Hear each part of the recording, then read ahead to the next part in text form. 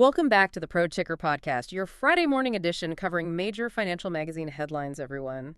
Today, we are settling in for a serious deep dive into the global market chaos that completely defined Thursday. And which absolutely spilled over in a big way across Asia and Europe this Friday, November 21st. Yeah, our source stack, we're looking at reports from CNBC, Bloomberg, and Reuters. It paints a picture of just extreme volatility. The core narrative is, it's almost simple. A staggering, just jaw-dropping reversal in AI stocks. Which then created this serious contagion everywhere. And this was all happening while any, lingering hopes for a Fed rate cut were basically evaporated. Right. New job data just wiped them out. So you have this market anxiety colliding head-on with surprisingly strong corporate fundamentals. It created one of the sharpest, most contradictory mood swings we've seen in months. That's exactly the tension we need to unpack. Our mission today is to synthesize these reports and really get into the intricate drivers behind this volatility. It feels like there are a few different threads here. There are. We're dealing with three deeply intertwined narratives. You've got the intense debate over stretched AI valuation, the sudden shift in macro policy outlook, and then the sharp shock from unexpected geopolitical developments. So we'll be covering that dramatic AI market whiplash, right? And the severe crypto liquidity crisis, the confusing policy paradox that's emerging in Japan, and the immediate impact of those rumored Ukraine peace deals on defense stocks. It sounds like we have a lot to cover, so let's just jump right into the heart of the chaos.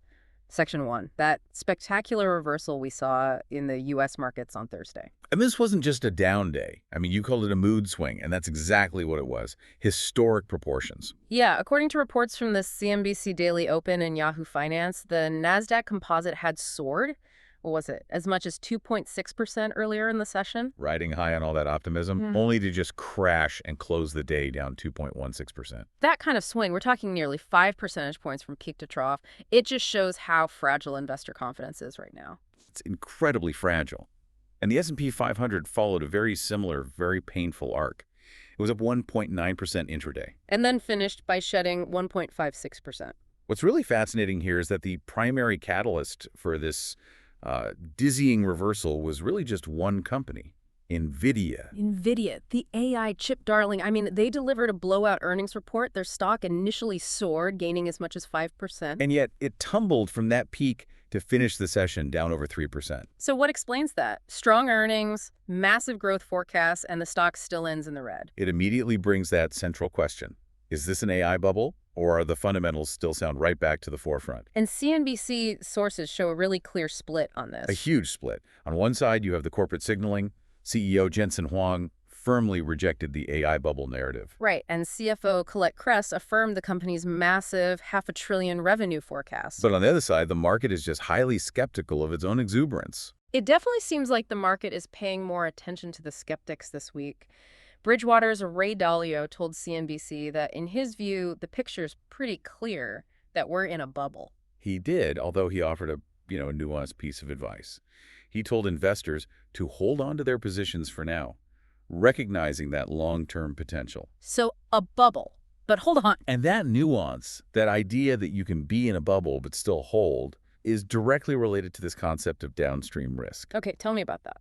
Gil Luria of D.A. Davidson provided some critical analysis on this, noting that the risk isn't necessarily with the chip makers, like NVIDIA. Okay, so who is it with? It's with the downstream players. These are the hyperscalers, the cloud providers, your Amazons, Googles, and Microsofts, and even smaller firms building data centers. The ones raising enormous amounts of debt to fund this whole infrastructure build-out.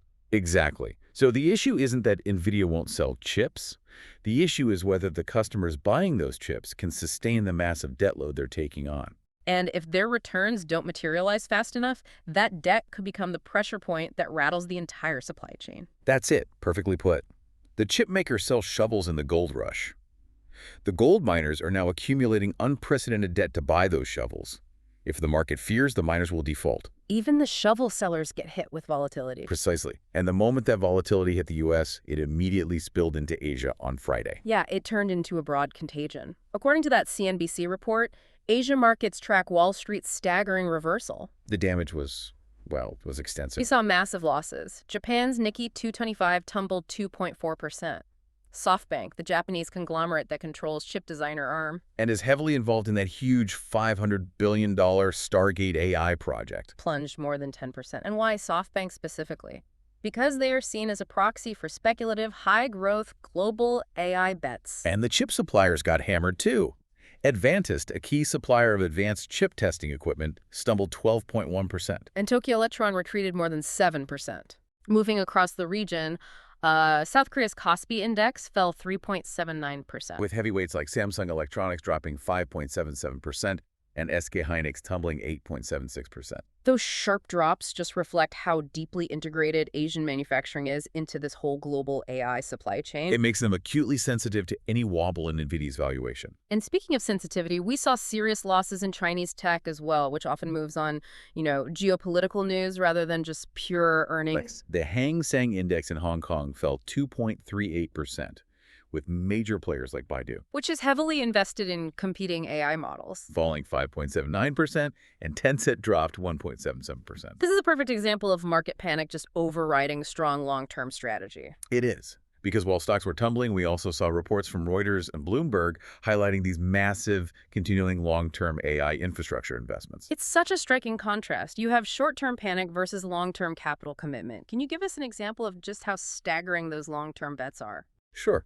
We saw the announcement of the Foxconn and NVIDIA partnership for a $1.4 billion Taiwan supercomputing cluster. And this is crucial because it's going to be Asia's first GB300 AI data center. Exactly. The GB300 is that next-generation platform designed specifically for trillion-parameter models. It signals an all-in commitment to the most advanced AI infrastructure. And Foxconn is also planning that big expansion in the U.S., right? A multi-billion-dollar expansion.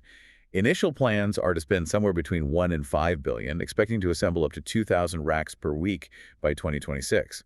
This signals that corporate giants are betting this volatility is just a short-term correction. Not a fundamental flaw in AI demand. That helps put the AI whiplash into perspective.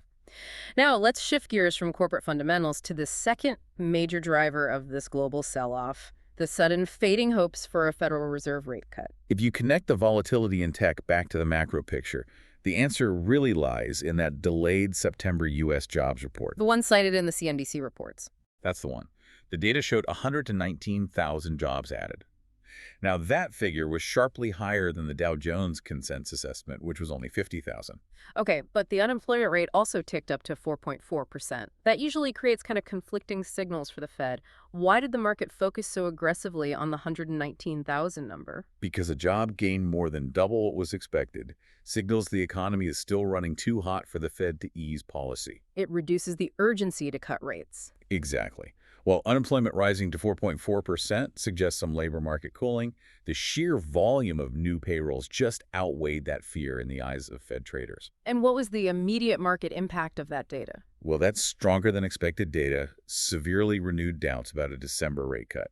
According to the CME FedWatch tool, traders are now pricing in only about a 35% to 40% chance of a cut. That's a massive psychological setback for investors who have been anticipating lower borrowing costs. It's critical for those debt-fueled sectors, like those downstream AI hyperscalers we just talked about. And amidst all this uncertainty, we saw the Treasury market react. BofA data showed a flight to safety. U.S. Treasury saw $8.8 billion of inflows this week. The biggest inflows since April. And that flight to quality makes perfect sense when we look globally, particularly at the unique policy paradox that's gripping Japan right now. Yeah, CNBC report showed Japan is caught between really the worst possible combination of high inflation and weak growth. The definition of stagflationary pressure. It's a disastrous situation for policymakers. Japan's GDP contracted for the first time in 6 quarters. Shrinking 0.4% sequentially or 1.8% on an annualized basis. So weak growth. Yet, core inflation rose to 3% in October. That's the sharpest rate since July, and it's been above the Bank of Japan's 2% target for 43 straight months. It creates an almost impossible scenario for BOJ Governor Kazuo Ueda. High inflation supports the case for rate hikes. But the severe economic contraction argues for maintaining loose policy. And to complicate things even more, Japan's cabinet just approved a massive $135.5 billion stimulus package. So they're aggressively applying fiscal stimulus, a policy that typically accelerates inflation right into the teeth of already high inflation. Precisely. And that's why the market sees the weak yen as a major threat. Governor Ueda has expressed concern that the weak yen could push up import costs, creating a vicious cycle. And now there are hints of currency intervention. Yes, the conflict is clear, the economy is stalling, but inflation and fiscal stimulus are putting enormous pressure on the BOJ to exit its negative rate environment, which would have severe global implications. The anxiety over the Fed and valuations, it clearly didn't stop at equities and sovereign debt. That liquidity fear spilled right over into the crypto markets. Yeah, let's pivot now to the contagion effects in alternative assets, starting with the brutal crypto rout, which Bloomberg and Yahoo Finance detailed. Bitcoin is really going through it, Immense pain. It's on track for its worst monthly performance since June 2022. which you'll remember was when Terra USD and FTX collapsed and rocked the whole sector. All right, Bitcoin has shed about 23% in November. It's down over 30% from its early October record high, and it hit its lowest level in 7 months this week, trading near $84,000. Sounds like a technical breakdown compounded by a severe liquidity crisis. Can you elaborate on the mechanism of the crash? It's a liquidation spiral. It's all fueled by leverage. The rout followed a crippling bout of liquidations that wiped out $19 billion in leveraged token bets back in October. And then another $2 billion in just the last 24 hours. Exactly. When traders with these leveraged bets see a sudden dip, exchanges automatically sell their assets to cover the debt, which creates this cascading selling pressure. And even institutional adoption isn't helping. Not at all. U.S.-listed Bitcoin ETFs saw $903 million in net outflows on Thursday alone, their second largest single-day redemption ever. So institutional money is retreating from the volatility. Yeah, as one portfolio manager told Bloomberg, sentiment across the board is incredibly poor. We're seeing similar jitters in the less transparent private credit markets, too. Yahoo Finance reported on Blue Owl Capital scrapping a big planned merger of 2 of its debt funds. Citing current market volatility. And this is a big deal. We're talking a $1.7 billion private fund and a $17.1 billion public fund. And the core issue wasn't the merger itself, right? No, it's the accounting.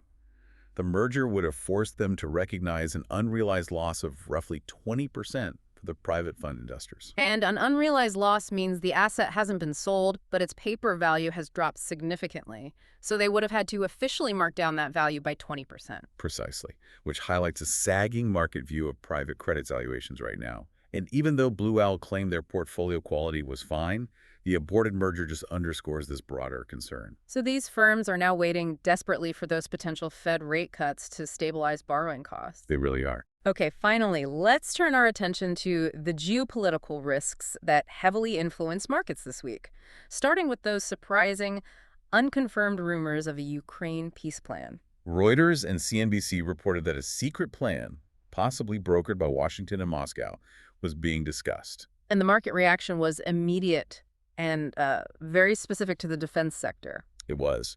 Reports suggested the plan would require Ukraine to concede the entire Donbas region and significantly downsize its military. And European defense stocks reacted instantly. The stock's Europe Aerospace and Defense Index fell 2.8%. Yeah, shares in major German defense contractors like Rank and Rheinmetall fell sharply. But here's where it gets interesting. There's a strong layer of expert skepticism about this whole deal, which suggests the market might have overreacted. That's the consensus among many analysts. Yeah. JP Morgan analysts noted that they view the sell-off as a compelling entry point for investors. Their reasoning being. Their reasoning is that they believe the plan, as it's rumored, is unlikely to be politically acceptable to Ukraine or its European allies. And they argue that if the U.S. did impose such a plan, it would be a de facto victory for Russia. Right, forcing European nations to respond by potentially driving their own national defense spending even higher and much faster. So they see this dip as temporary. Meanwhile, this geopolitical news also hit oil prices. Brent fell below 63 leathers, WTI near $58. Partially on the peace plan rumors, but also coinciding with the implementation of new U.S. sanctions on Russian oil companies.